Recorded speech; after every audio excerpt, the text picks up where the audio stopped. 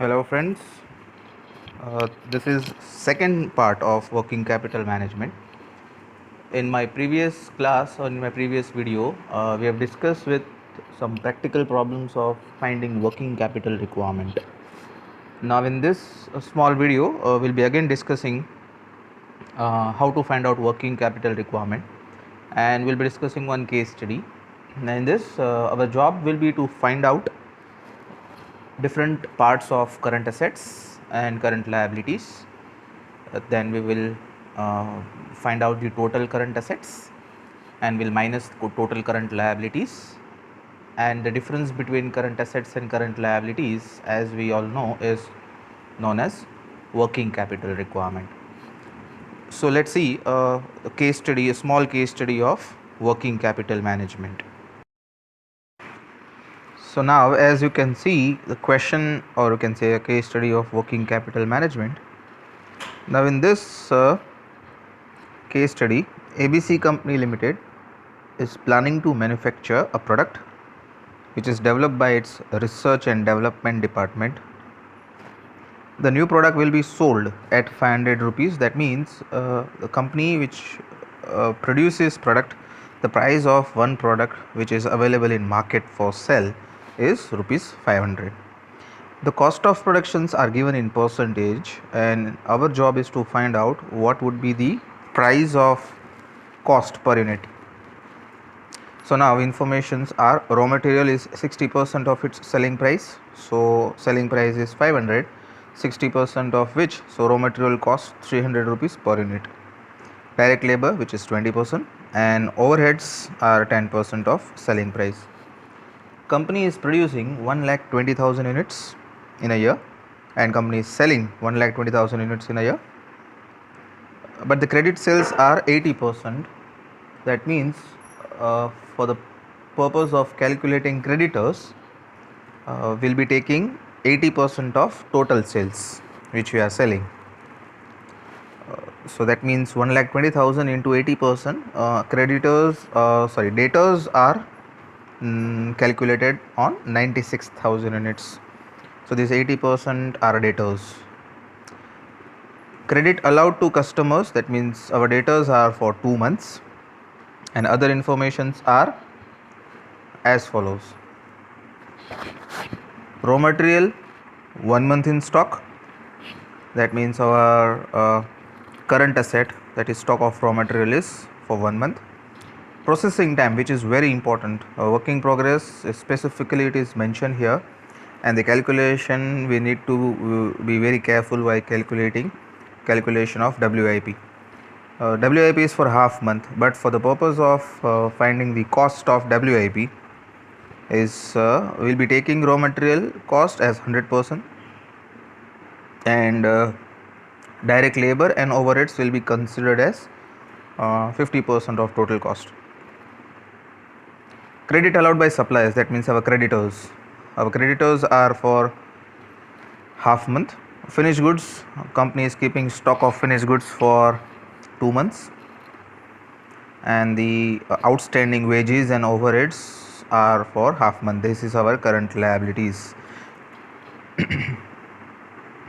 Now another important thing in this case study is cash and bank balances is not given, but we have to consider it as total percentage of net working capital. That means whatever the net working capital, its 10% should be cash and bank balances.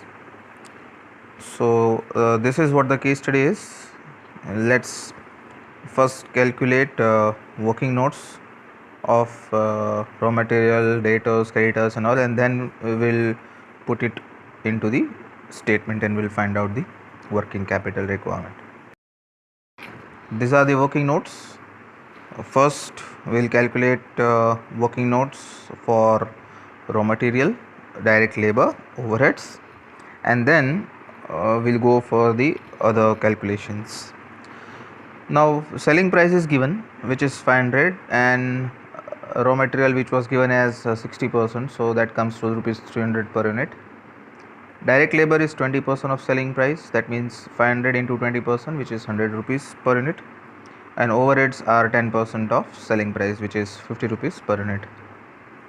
the company is selling total goods of 1,20,000 units, and debtors that means out of which 20% is cash sales and 80% is credit sales. That means our debtors are calculated at 80% of total units, which comes to 96,000 units. Now let's see the further calculations in the further part of this video. Calculations, working notes. First, raw material. Companies keeping stock of raw material for 1 month. That means amount blocked in current asset in raw material is for 1 month. So total raw material which company purchases for 1,20,000 units multiplied by 300 rupees per unit, that comes to 3 crore 60 lakhs. And now company is keeping for 1 month stock, so divided by 12 multiplied by 1, that comes to 30 lakh rupees. Company is keeping raw material in stock, that is part of current asset. WIP, as I said, it is very important calculation, so let us first understand the calculation. To find out cost of WIP per unit, the informations are given. We have to take raw material as 100%, so 300 rupees is for raw material, plus direct labor and overheads we have to consider as 50%. So direct labor is 100, will be taking as half, which is 50, and overheads one this, that means it is 25, will consider as 25. So total comes to 375.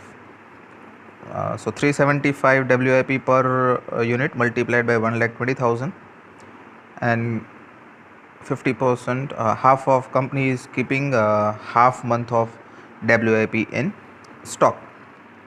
So we multiply this 1,20,000 into 375, which is for full year. So what is for half month? That comes to divide by 12 and multiplied by half. So 18,75,000 is WIP stock, which is again part of current asset, 18,75,000. Finished goods is 1,20,000 units company has finished, and to produce this product total cost comes to 450. 300 in raw material plus 100 and plus 50, that comes to 450. So to finish one product, company is incurring 450 rupees per unit. So to find out the total cost of finished goods, it is 1,20,000 into 450, that comes to 5 crore 40 lakhs. Company is keeping stock of finished goods of 2 months, so 5 crore 40 lakhs, which is for full year, we will divide it by 12 and then we'll multiply with 2, it will give us 2 month finished goods stock. So finished goods is 90 lakh, that is again part of current assets. So this is what the calculation which we have made for raw material in stock, WIP in stock, and finished goods in stock. Further calculations of debtors, creditors, wages and outstanding overheads, let's see into the further part of this video. Now calculation of creditors. Company has permission from creditors to pay amount of raw material after 1 month. That means we are getting credit from our suppliers of 1 month. So to calculate total number of creditors, the credit which is allowed from suppliers are half month. So we'll calculate the total cost of raw material which is for full year, and then we'll consider what is for half month raw material. That is what we are getting credit from our creditors. So total raw material is company is purchasing for 1,20,000 units multiplied by 300. So the total cost of raw material comes to 3 crore 60 lakhs, which is for 12 months. Now our creditors, that means our suppliers, are giving us permission to pay amount after 15 days, or you can say after half month. So what is for half month? That comes to 15 lakhs. So our creditors are 15 lakh rupees, which is our part of current liabilities. Debtors, the important information which was given was 20% sales was on cash and 80% only on credit. That means our debtors are 80% of total sales. Total unit which company is selling is 1,20,000, and 80% of which is 96,000, company is selling on credit. That means these are the debtors. Company is selling one unit at 500, so 96,000 into 500, that comes to total credit sales, and that is 4 crore 80 lakhs, which is for 12 month, and we are giving credit to our customer to pay bill after 2 months. So what is for 2 months credit sales? That comes to 80 lakh, and this is part of our current assets.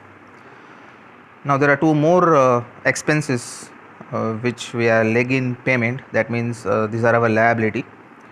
Wages for 15 days and overheads, or you can say half month, and overheads is also for half month. So similarly we'll calculate what is total wages for yearly basis, and then we'll calculate what is for half month and wages also, our overheads. So 1,20,000 units company is preparing, and per unit company is paying 100 rupees. That comes to 1 crore 20 lakhs. This is for 12 month. So half month comes to 5 lakh. So outstanding wages, or you can say current liability of company, is 5 lakh. Overheads again half month. Total wages comes to 1,20,000 as we have calculated. So the total overheads also we calculate on 1,20,000 units into 50 rupees overheads per unit. So that comes to 60 lakh per year. Now for half month it comes to 2,50,000. So now we come across, we have calculated all the expenses of current assets and current liabilities. Let us put it into the statement of working capital requirement, and then we'll find out what is the working capital requirement. Now after making all the calculations and working note of current assets and current liabilities, let us put the information into the table, or you can say statement showing working capital requirement, and then we'll calculate what is working capital requirement. Now stock of raw material, as we have calculated, 30 lakhs, WIP 18 lakh 75,000, finished goods that comes to 90 lakhs, and debtors that is 80 lakhs. Now cash and bank we will calculate at last, because there is adjustment in calculation of cash, and which is 10% of net working capital. So that we calculate at last, and that is why I have kept in a different font. The creditors are 15 lakhs, then wages 5 lakh, and overheads 2,50,000.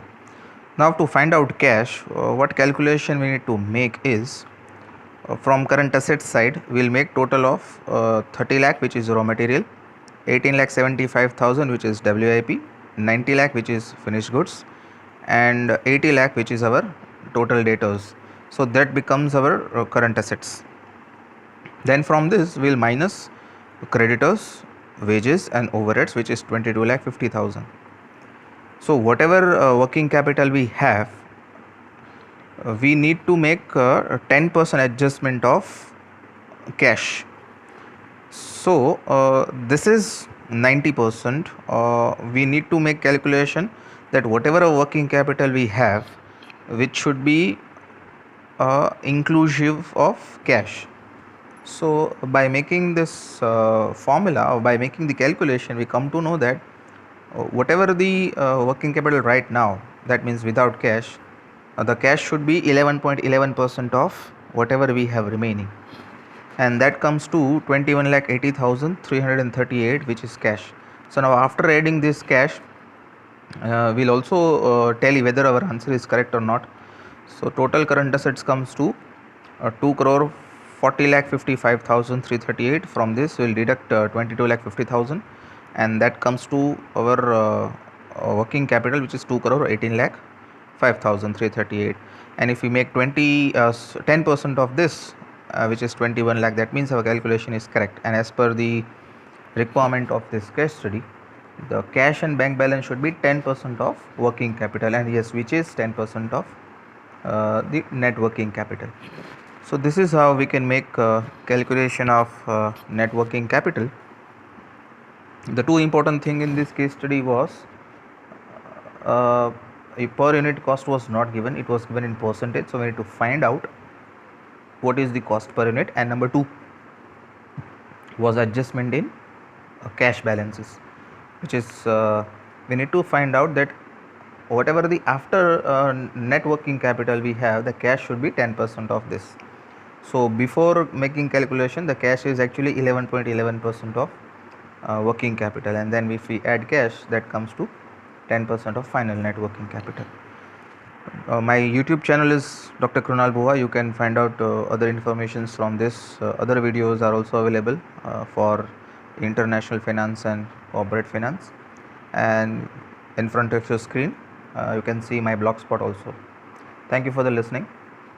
Next video, I'll upload some other format of corporate finance. Thank you very much.